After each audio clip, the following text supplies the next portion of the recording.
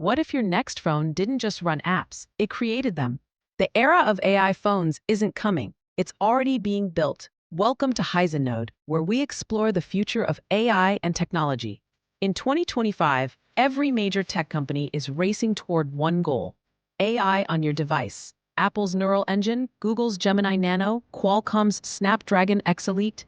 These chips aren't just processing data, they're designing phones that think, learn, and adapt to you.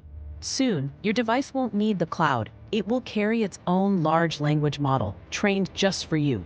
Imagine saying, "Design me a fitness app," and your phone builds it instantly. Or snapping a photo and watching it auto-enhance, caption, and stylize itself in seconds. No internet delay, no third-party apps. The phone itself is the platform. It doesn't just understand you, it anticipates what you need next. By 2027, on-device AI chips will rival today's GPUs, faster, cooler, and smarter. App stores, search engines, even social media could fade into personalized AI ecosystems. Your phone will become an extension of your mind, a digital twin that learns your world. The question isn't if AI phones will replace smartphones, it's how soon you'll own one. This is HeisenNode, decoding the future of AI. Subscribe and stay ahead of the code.